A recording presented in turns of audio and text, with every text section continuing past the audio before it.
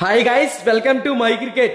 Guys, IPL లో match number 53 Punjab kings versus Chennai super kings మధ్య May 5వ తారీఖు మధ్యాహ్నం 3:30 ధర్మశాలలో జరగబోతుంది. కంటెంట్ లోకి వెళ్లే ముందు ఇంకెవరైనా మన ఛానల్ ని సబ్స్క్రైబ్ చేసుకోకపోతే వెంటనే సబ్స్క్రైబ్ చేసుకోండి. అలాగే ప్రక్కనే ఉన్న గంట సింబల్ యాక్టివేట్ చేసుకోండి. గైస్ లేట్ చేయకుండా కంటెంట్ లోకి వెళ్ళామంటే ఐపీఎల్ లో సండే ధమాకా afternoon match Punjab kings versus Chennai super kings. ఈ రెండు టీమ్స్ మధ్య మ్యాచ్ అంటే చాలా ఇంట్రెస్టింగ్ అయితే ఉండబోతుంది. ఈ మ్యాచ్ మనకి హిమాచల్ ప్రదేశ్ క్రికెట్ స్టేడియం ధర్మశాలలో జరగబోతుంది.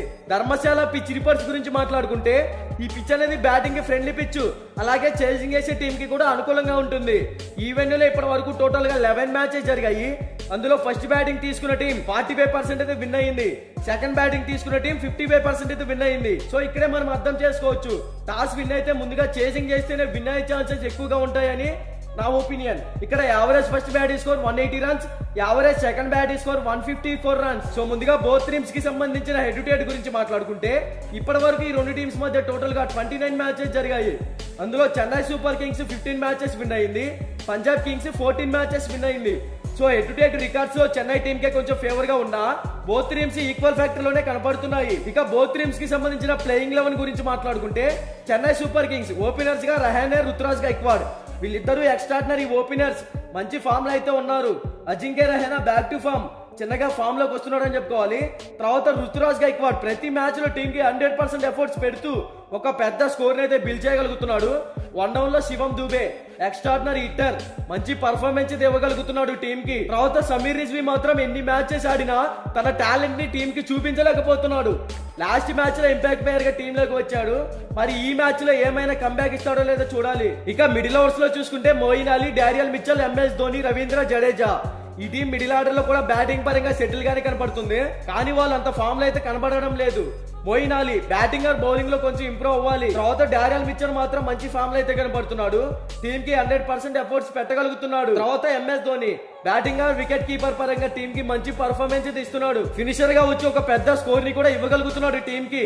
ఇక Ravindra Jadeja excellent allrounder, batting or bowling పరంగా మంచి స్టెబిలిటీ ఉన్న ప్లేయర్. ఇక బౌలింగ్ సైడ్ చూసుకుంటే దీపక్ చహర్, ముస్తఫిజుర్ రెహమాన్, శార్దుల్ ఠాగూర్, రిచర్డ్ గ్లీసన్ ఈ టీం బౌలింగ్ పరంగా స్ట్రాంగ్ గానే ఉంది. ఓవరాల్ గా ఈ టీం టాస్ గెలిచినా ఓడినా ఫస్ట్ బ్యాటింగ్ కనుక చేస్తే కంపల్సరిగా 190+ టార్గెట్ అయితే సెట్ చేయాల్సి ఉంటుంది. ఎందుకంటే లాస్ట్ మ్యాచ్ లో ఈ రెండు టీమ్స్ ఆడినప్పుడు చెన్నై 162 రన్స్ చేస్తే దానిని ఈజీగా పంజాబ్ కింగ్స్ అయితే చేసింది. అందుకే 190+ టార్గెట్ సెట్ చేస్తేనే చెన్నై సూపర్ కింగ్స్ విన్ అయ్యే ఛాన్సెస్ క్రియేట్ చేసుకోవచ్చు. ఇక పంజాబ్ కింగ్స్ గురించి మాట్లాడుకుంటే ఈ టీం ఓపెనర్స్ గా ప్రభ్ సిమ్రాన్ సింగ్, జానీ బైస్ట్రో వీళ్ళిద్దరు కూడా ఓపెనర్స్ గా సెట్ అయ్యారు. ప్రభ్ సిమ్రాన్ ఓపెనర్ గా మంచి పర్ఫార్మెన్స్ ఇవ్వగలుగుతున్నాడు. ఒక రకంగా చెప్పాలి అంటే శిఖర్ ధవన్ లేని లోటును టీం కి తీర్చగలుగుతున్నాడు. తర్వాత బేరిస్టో మంచి ఫామ్ లో అయితే ఉన్నాడు, 100% ఎఫర్ట్స్ పెడుతూ ఒక పెద్ద స్కోర్ ని టీం కి బిల్డ్ చేయగలుగుతున్నాడు ఓపెనర్ గా. వన్ డౌన్ లో చూసుకుంటే రైలు రూసో ఎక్స్ట్రాడినరీ హిట్టర్, చిన్నగా మంచి ఫామ్ లోకి అయితే వస్తున్నాడు. గ్రీజ్ లో సెట్ అయితే కనుక ఒక పెద్ద స్కోర్ ని కూడా బిల్డ్ చేయగలుగుతాడు. తర్వాత శశాంక్ సింగ్ మంచి స్టెబిలిటీ ఉన్న ప్లేయర్, టీం కి అవసరమైన టైంలో ఒక మంచి స్కోర్ అయితే బిల్డ్ చేస్తున్నాడు. ఇక మిడిల్ ఓవర్స్ లో చూసుకుంటే శ్యామ్ కురాన్, జితేష్ శర్మ, అశుతోష్ శర్మ ఈ టీం మిడిల్ ఓవర్స్ లో స్ట్రాంగ్ గానే ఉంది.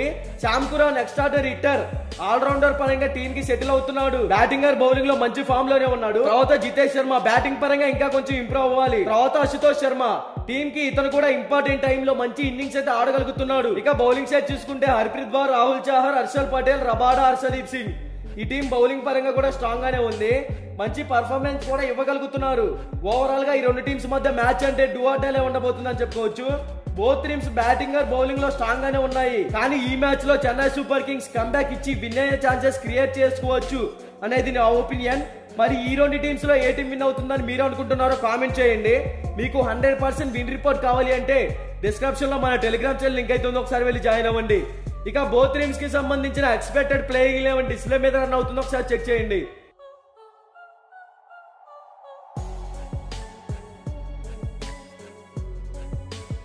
మీకు ఈ వీడియో నచ్చినట్లయితే లైక్ చేయండి, కామెంట్ చేయండి, సబ్స్క్రైబ్ చేసుకోండి.